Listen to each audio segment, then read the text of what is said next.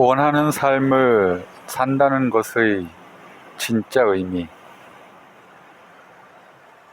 이 지구상에는 명령받는 것을 아주 싫어하는 동물이 도중에 있다. 하나는 청개구리이고 다른 하나는 우리 인간이다. 동화에 나오는 청개구리는 엄마 개구리가 동쪽으로 가라 하면 서쪽으로 가고 앉으라고 하면 일어선다. 사람도 마찬가지다. 뭘 하려다가도 누가 시키면 갑자기 하기 싫고 내가 하나 봐라 심술을 부리며 일부러 안 하려고 든다. 어릴 적 책상에 앉았는데 공부해라라는 엄마의 말에 에잇 안 해 하며 책을 덮어본 사람들은 무슨 말인지 잘 알 것이다. 누가 시키면 하기 싫어지는 데는 이유가 있다. 사람들은 자신의 삶에 대해 주도권을 갖고 싶어 하는데 명령을 받으면 그 주도권을 남에게 빼앗긴 듯한 느낌이 들기 때문이다.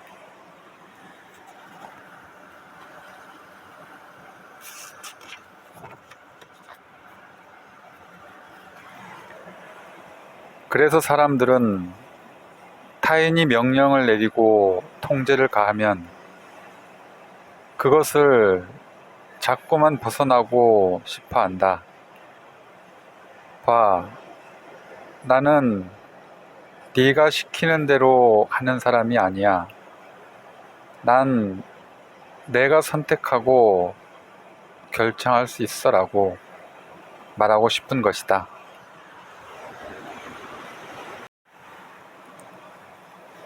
사실 자율성은 인간의 중요한 본능적 욕구 중 하나다. 타인의 간섭과 침입을 막고 내 영역을 지켜 인생의 주인이 되고자 하는 것이다. 인간이 태어나서 처음 하는 의사표현도 바로 싫어 혹은 안 해다. 갓난아이는 배가 부르면 아무리 입에 우유를 넣어 주어도 고개를 돌리고 뱉어버린다. 자고 싶지 않으면 죽어도 자지 않고 조금만 불편하게 안아도 제대로 안으라며 자지러지게 울어댄다. 그래서 아이를 키우는 과정은 이처럼 뭐든지 제멋대로 하려는 아이를 사회라는 테두리에 맞춰 나가는 것이나 다름없다. 그런데 이 과정에서 과한 통제를 받으면 자율성에 심각한 손상이 생긴다. 말을 잘 들어야만 칭찬과 사랑을 주는 타인에 대해 극심한 분노와 애정을 동시에 느끼며 그 사이에서 큰 혼란을 겪게 되는 것이다.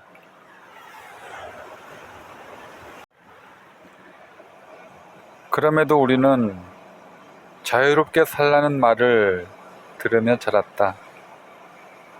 심지어 학교와 직업을 자유롭게 선택하고 자유롭게 연애하고 결혼 여부도 자유롭게 결정하는 등 원하는 대로 삶의 방식을 결정하는 것이 옳다고 배웠다. 그런데 정말 자신이 자유롭다고 생각하는 사람은 극히 드물다.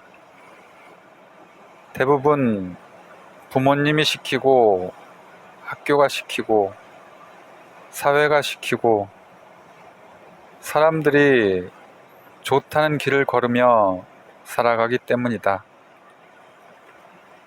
괜히 내가 원하는 것을 고집했다가 실패하면 어떡하지 하며 두려워할 뿐, 내가 정말 원하는 것을 생각해 본 적이 없다.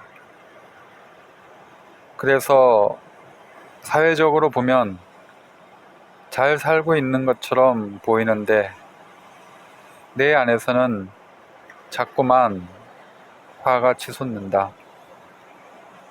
남들의 눈 때문에 늘 수동적으로 움직이는 나 자신이 싫은데, 그런 상황에서 누군가 나를 조금이라도 통제하려고 들면 통제 그 자체에 예민해진다. 존중받기는커녕 남들에게 또다시 휘둘리는 느낌이 강하게 들기 때문이다.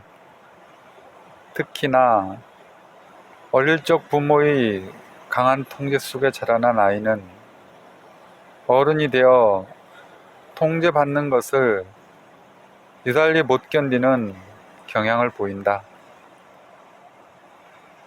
상담 시간에 친정 부모와 시어머니 이야기부터 꺼내는 환자가 있었다.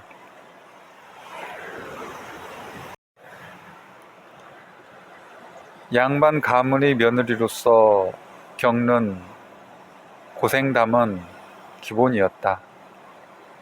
그녀의 이야기는 늘 우리 아버지가, 우리 엄마가, 우리 시어머니가라는 말로 시작되었고, 그들에게 받은 상처와 숨막히는 일들을 토로하다 보면 어느새 상담 시간이 다 지나가 버리곤 했다.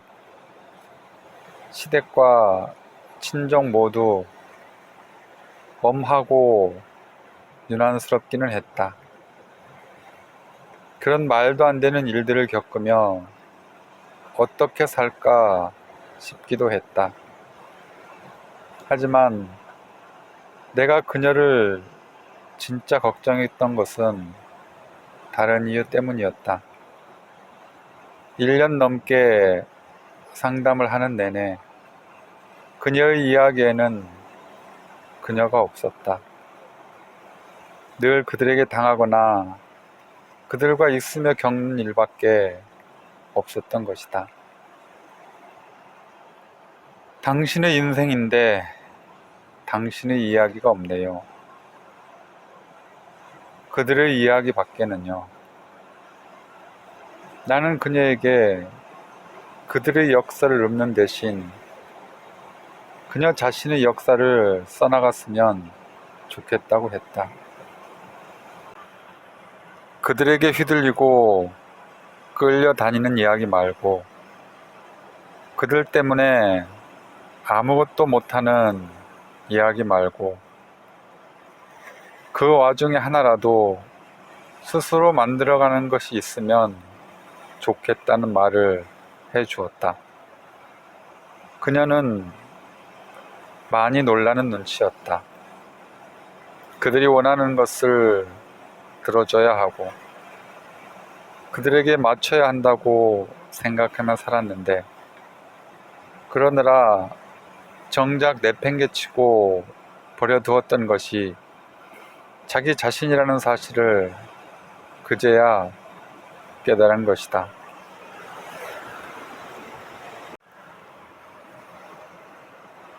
그 후 그녀는 진료 시간에 그들의 이야기를 줄여나가기 시작했고, 대신 그 시간에 자신이 하고 싶은 일을 말하기 시작했다.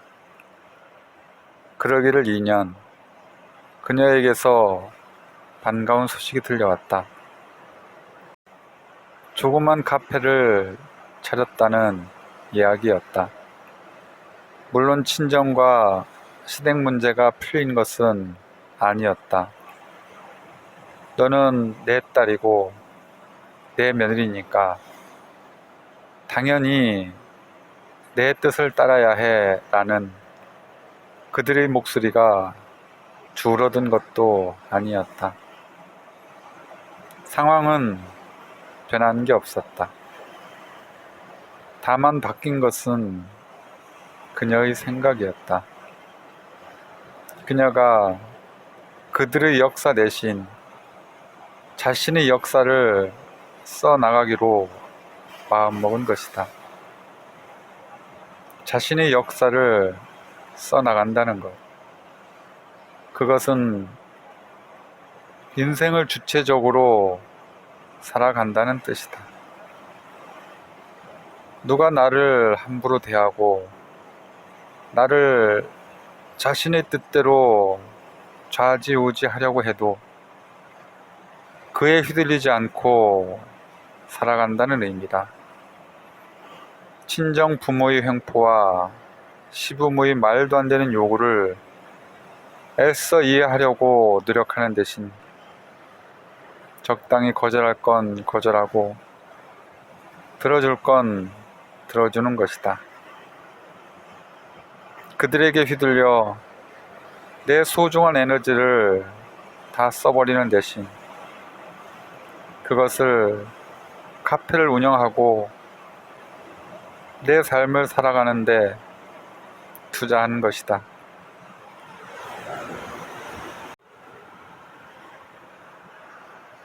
그래서 나는 남들에게 휘둘리지 않고 인생을 살아가려면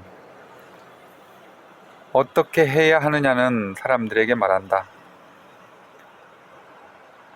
통제 소재를 내 안으로 가져올 것. 저 사람들이 원하는 것에 내가 맞춰가는 것이 아니라 내가 해야 할 일이기 때문에 내가 그 일을 해주는 것이라고 생각하라는 것이다. 그러면 하기 싫은 일을 할 때조차 시키니까 어쩔 수 없이 하는 게 아니라 내가 하는 거다. 내가 빨리 해주고 넘어가 버리는 거다라고 생각하게 된다. 즉, 내가 그 일의 주체가 되고 주인이 되는 것이다. 세상에는 하기 싫어도 해야만 하는 일이 참 많다. 회사에 갈 때 즐겁고 재미있으면 입장료를 낼 것이다. 그렇지만 우리는 입장료를 내는 대신 월급을 받는다. 그 대가로 하기 싫은 일을 해야만 할 때도 있다. 그런데 가족들만 아니었어도 내가 이 회사에 다니지 않을 텐데라고 생각하면 일의 주인이 되는 게 아니라 일에 질질 끌려다니는 피해자가 되고 만다. 하지만 내가 해주는 거다라고 마음 먹고 하기 싫은 일을 빨리 해치우면 나머지 시간에 내가 원하는 사람을 만날 수 있고 원하는 여행을 갈 수 있고 원하는 취미 생활을 할 수 있다. 인간관계도 마찬가지다. 꼴도 보기 싫은 사람이 있는데 내가 그에게 맞춰줘야 하는 상황이 되면 누구나 스스로를 비굴하고 초라하게 느낀다. 그런데 그럴 때도 그 사람이 원해서 웃는 게 아니라 내가 이 상황을 원만하게 넘기기 위해서 웃어주자라고 마음 먹어보라. 어떤 상황에서든 주체를 나 자신으로 가져오라는 말이다. 그래서 회식 자리에서 말도 안 되는 상사의 농담에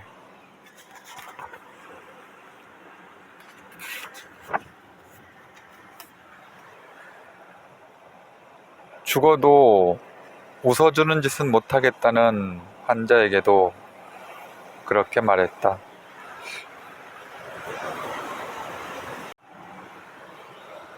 까짓 거 웃어주면 어때요? 중요한 건 지금 당신이 인생을 놓고 봤을 때 결코 중요하지 않은 사람에게 너무 많은 에너지를 쓰고 있다는 거예요. 상사 때문에 화를 내고 상사를 볼 때마다 불편해하고 그에 맞춰주는 사람들에게 분노하는데 당신의 에너지를 다 써버리기엔 인생이 너무 아깝지 않나요? 그게 정말로 당신이 원하는 삶은 아닐 것 같은데요.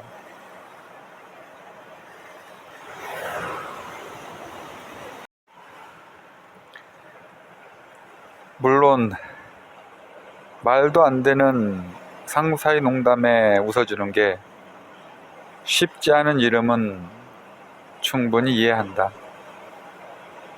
비굴한 느낌을 쉽게 지울 수 없다는 것도 안다. 하지만 그렇다고 상사를 탓하고만 있으면 문제가 더 꼬일 뿐이다. 설령 그 사람 때문일지라도 문제의 원인을 확인하는데 치중하지 말고 문제를 어떻게 풀어야 할지 생각해보라. 그 어떤 억울한 일을 당했더라도 그것을 해결해야 할 사람은 바로 나다. 부모도 가족도 배우자도 해결해 주지 못한다.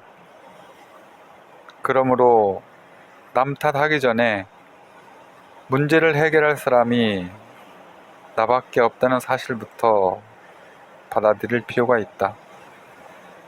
그래야 남의 역사가 아닌 내 역사를 써나갈 수 있고 남의 인생이 아닌 내 인생을 살 수 있다. 하기 싫은 일과 하고 싶은 일, 꼴 보기 싫은 사람과 오래도록 같이 하고 싶은 사람 사이에서 생기는 수많은 일들을 주체적으로 해결하고 조율하며 살아가는 것. 그것이야말로 진짜 어른의 삶이 아닐까?